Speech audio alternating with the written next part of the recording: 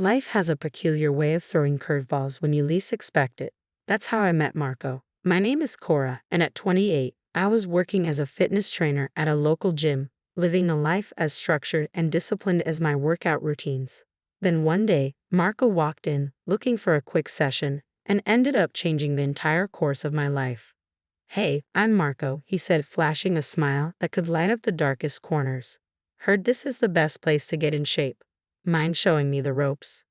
I raised an eyebrow, sizing him up. He didn't exactly fit the mold of the usual gym goer, more like someone who spent his days charming his way through life. "Sure, Marco. Follow my lead, and you'll be in shape in no time. But I warn you, I don't go easy on anyone." He chuckled, his eyes sparkling with mischief. "Wouldn't have it any other way. Lead on, Cora." Training Marco was like trying to tame a wild stallion. He had energy for days and a stubborn streak to match. But beneath the jokes and playful banter, there was a genuine connection neither of us could deny. As days turned into weeks, our gym sessions became the highlight of my life. It wasn't just about the workouts anymore. It was about the laughter, the stories, and the moments we shared. One evening, as we wrapped up, Marco turned to me, his usual grin replaced by a serious look. "Cora, I need to tell you something. I'm not just here for the workouts. I'm here for you. You have this fire, this strength I've never seen in anyone else, and I'm crazy about you." I was taken aback. This was Marco, the guy who joked about everything, now stating in front of me, bare and honest. "Marco, I don't know what to say. You're not what I expected, but I can't deny there's something between us. Something real." That was the start of our whirlwind romance, intense and passionate, like a storm that swept everything in its path. Before I knew it, I was saying "I do" to the man who had walked into my gym and turned my world upside down. But the fairy tale didn't last long. After the wedding, Marco dropped a bombshell that would set the stage for the battles to come. "Cora, we need to move into my mother's house. Family is everything to me, and I need to be there for them."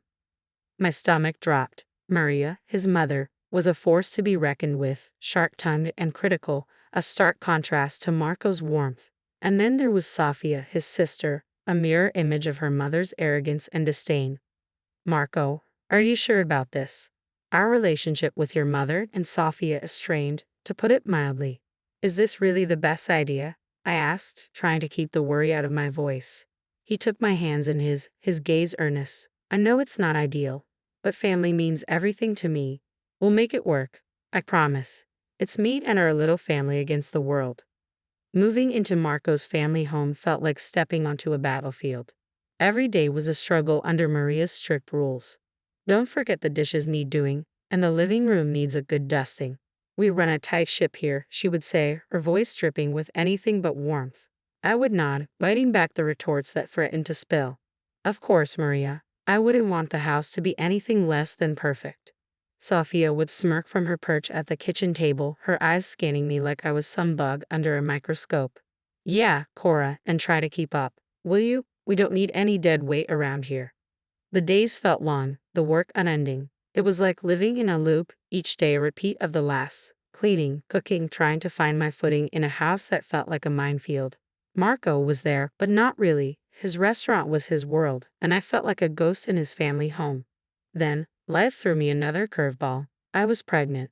The news should have been a beacon of joy, but in Maria's house, it was just another ripple in already troubled waters.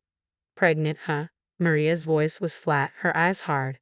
"Well, don't expect any special treatment. This house doesn't run itself, you know." I placed my hand instinctively on my belly. "I don't expect special treatment, Maria, but I do expect some understanding. I'm carrying a child, your grandchild." That shut her up, if only for a moment. But the chores piled up and the glares grew sharper, making the house feel smaller each day. Sophia was no help, watching my struggles with a satisfied smirk. "You're slowing down, Cora," she would taunt. "Can't handle a bit of housework. What kind of mother are you going to be?" I wanted to scream, to lash out, but I held it in for Marco, for the tiny heartbeat grew stronger each day. The tension was a constant companion, an unwelcome guest at every meal and every moment. "Marco, please talk to them," I pleaded one night, the weight of the day heavy on my shoulders. "Your mother and Sofia treat me like I'm nothing, like I don't belong." He sighed, a tired sound that spoke volumes. "Cora, they're just set in their ways. It's how they've always been. Just give it time, it'll get better." But it didn't get better, it got harder. The house became more suffocating, Maria and Sofia more relentless. I was just trying to keep my head above water and protect the tiny life that depended on me. Each night, as I lay in bed, the moon casting shadows across the room, I felt the weight of my reality pressing down, heavier than ever. I made a silent vow. I wouldn't let them break me. Their disdain and sharp words wouldn't define me. I was stronger than they realized, and one day they'd see, this house, this battlefield, would be mine to conquer. Becoming a mother was supposed to be the most beautiful chapter of my life. But in Maria's house, it felt more like a trial by fire. Luca was my little bundle of joy, my ray of sunshine amid the storm. Yet every coo and every cry was met with relentless pressure and criticism from Maria and Sofia.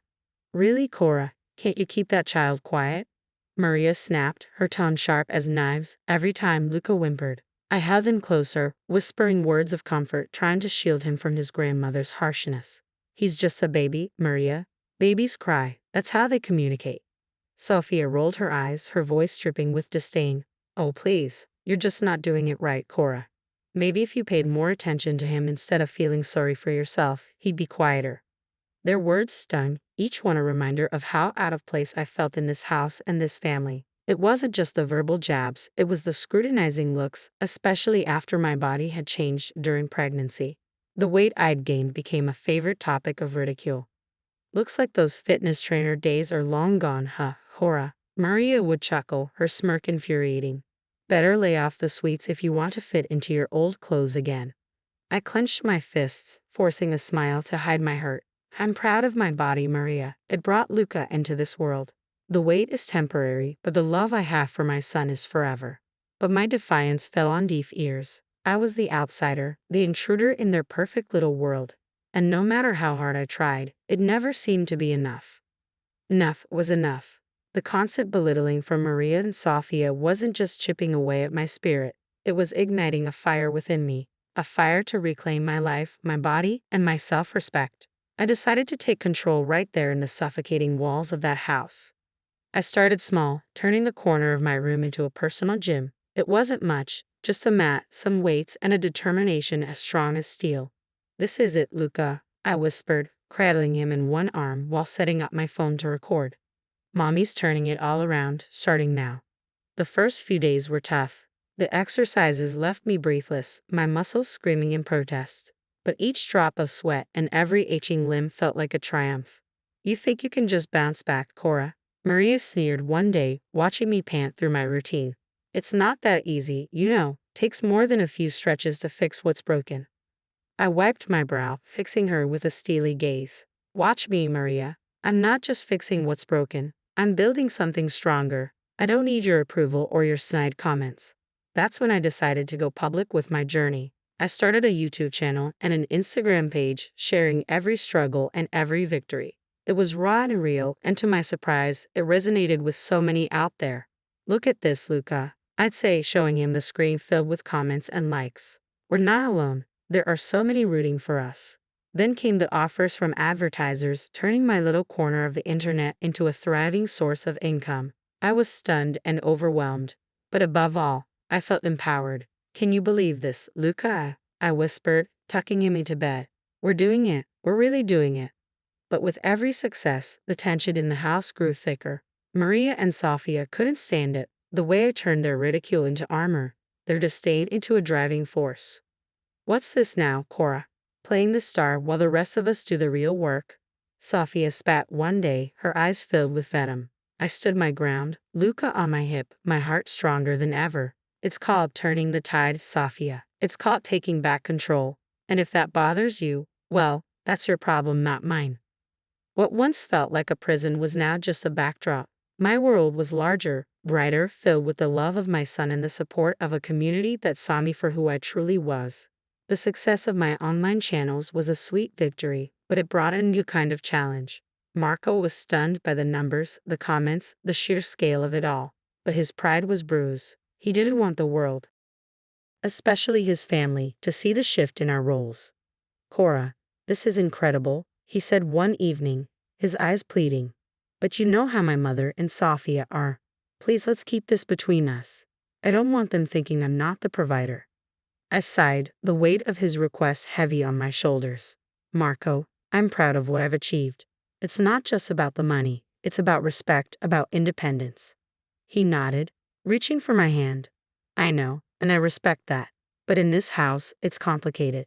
Let's just keep it our little secret for now. Reluctantly, I agreed and began transferring $4,000 a month to Marco's account. The irony of the situation wasn't lost on me. Maria and Sofia continued their tirade, oblivious to the truth. They saw me as a leech, living off their precious son and brother. You're just a freeloader, Cora, always taking and never contributing, Maria snarled, her words as sharp as ever. I held back my retort, using my silent shield against her barbs. I contribute in my own way, Maria, not that you'd ever acknowledge it. Sofia was no better. What do you even do all day, Cora? Lounge around while we do all the real work. Their ignorance was a bitter pill to swallow, but I swallowed it anyway. My focus was on Luca, my channels, my newfound strength. I'd walk with my son in the park, my camera constant companion, capturing moments, workouts, and the real me that they refused to see. Cora, you're wasting your time with those videos, Maria scoffed, watching me edit my latest post. But the numbers told a different story. The subscribers, the views, the comments. They were real, tangible, and they were mine. Maybe to you, Maria, but to me and to thousands out there, it's anything but a waste, I replied, my confidence unwavering.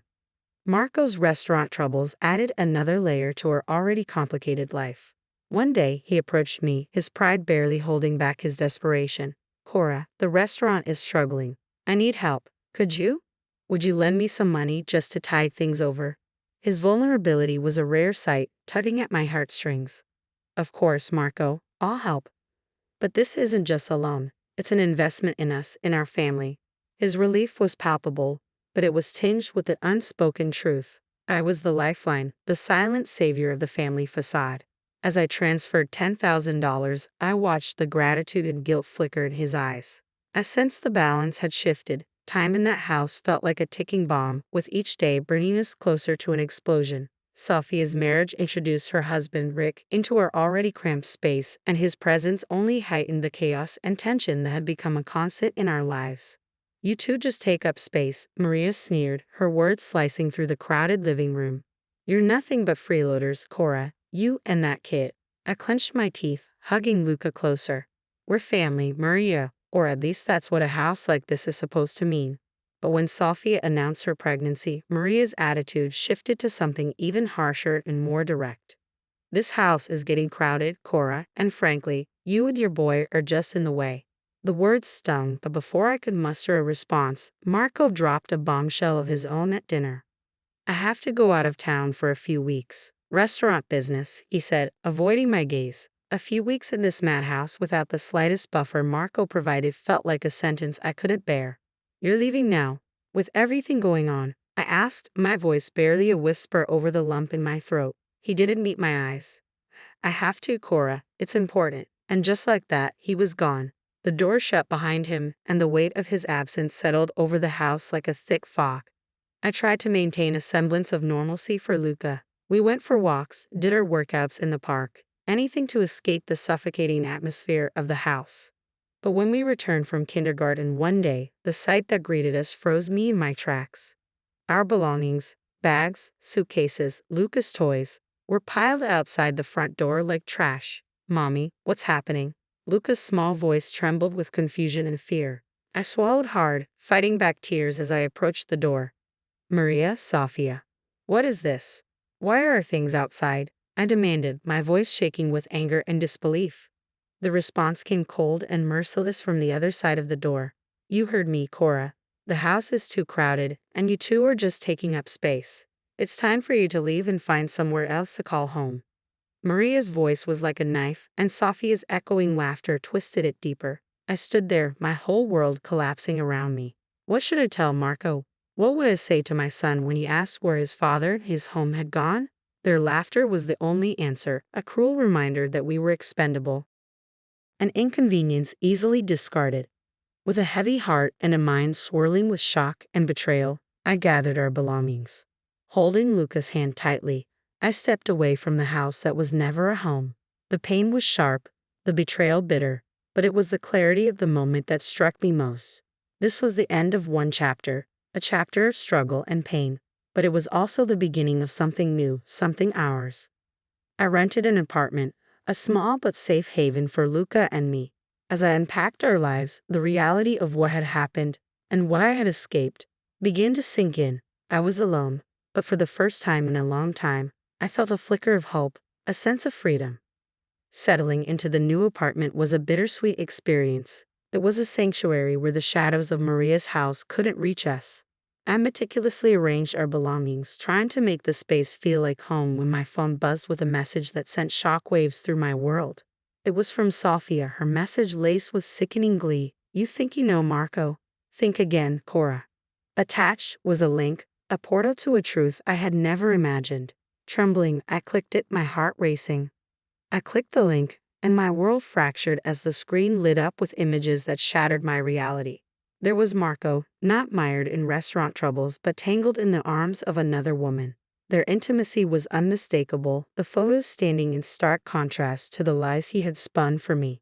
The most recent shots were dated just yesterday. The business trip, the stress, everything had been a cruel facade, and I was the unwitting financier of his double life. A numbing cold washed over me, the pain and betrayal intertwining into a fierce resolve. For years I had been the backbone, the silent supporter of a man who lived in shadows while his family treated me like dirt. A week of emotional turmoil was punctuated by incessant calls from Marco, whose voice had once been a source of comfort but was now a trigger for my contempt. "Cora, please, you need to come back. Mom and Sophia crossed the line, and the restaurant is in shambles. I need you. The bills are piling up." His pleas, once capable of tugging at my heartstrings, now ignited nothing but disdain. "So you only need me to pay your bills and your family's bills?" His voice cracked, desperation seeping through. "We're still a family, you, me, Luca. Isn't that worth fighting for?" A bitter laugh escaped me. "A family? Is that what you call this charade? No, Marco, we're far from a family. And as for your restaurant, your debts are yours to deal with." Silence fell heavily between us, almost tangible. I could feel the weight of his predicament pressing down on him. "But Cora, the money?" "Your problem, Marco. Your restaurant, your money. I'm done being your lifeline." I cut in, my voice unwavering. "However, we will discuss this tomorrow. I will come to your mother's house." I made my decision. I returned to that house, not as the broken woman they expected, but as the force they never saw coming. Armed with the truth and a plan that would turn their world upside down, I stepped into the lion's den. Marco's face lit up with a mix of hope and surprise, but Maria and Sophia's expressions were cold and calculating. They clearly weren't thrilled about my return. "Look who's back," Maria said, her tone dripping with disdain. "Missed us, have you?" I met her gaze without flinching. "Not at all, Maria. I'm here for something important." I handed Marco an envelope. His face drained of color as he recognized it for what it was: divorce papers. "Marco," I stated, relishing the taste of freedom, "our marriage ends here." Maria and Sophia's initial shock quickly morphed into smiles. "Finally getting rid of the dead weight, and Marco?" Sophia jeered, her laughter grating on my nerves. But their joy was premature. "Don't get too excited," I interjected sharply. "You might want to sit down for this. It's been me, not Marco, keeping this household afloat." The room fell silent, stunned. Marco's eyes darted between me and his family as the truth hung in the air. "It's true," he admitted, his voice barely audible. "The restaurant's been failing. Cora's been covering everything. She transferred $4,000 to me every month." Maria and Sophia turned on him, their faces twisted with anger and disbelief. "You lied to us. You let her pay our bills." Maria's voice was shrill. "What should we do now without her money?" "I'm going to file for alimony," Marco said, desperation clear in his tone. "I earn less, so it's only fair." His mother and sister delighted in this revelation, clapping their hands as if they were celebrating a victory. Their hollow applause echoed in the room, but I couldn't help but laugh at the absurdity. "You think that's going to work, Marco? You won't get a cent from me, especially not after I found out about your affair." The color drained from his face. "How did you?" he stammered, his bravado crumbling. I pointedly looked at Sophia. "Your sister was kind enough to send me all the proof I needed." What erupted next was chaos, accusations flying as betrayals were laid bare. Marco and Sophia shouted at each other, arms flailing amid the frenzy. But I remained calm, my next move crystal clear. I'm taking back what's mine, I declared, my voice cutting through the noise. Every appliance, every piece of furniture paid for. You're left with what you've earned, which is nothing. And that's exactly what I did. I stripped the house of every trace of my financial support, leaving them to face the consequences of their actions. Their pleas for mercy and forgiveness fell on deaf ears as I blocked their numbers, severing the last ties to a life of deceit and disrespect. The fallout was swift. Marco's restaurant crumbled under the weight of debt. The house was lost, and Sophia's husband walked away from the wreckage of their family. They were left with nothing but each other and the mistakes they had made crammed into a rented apartment. As for Luca and me, we flourished in our new life. Our days were filled with love, laughter, and the peace we had fought so hard to find. The past was behind us, a distant memory overshadowed by the bright future we were building together. We were more than survivors. We were conquerors, and our story was just beginning.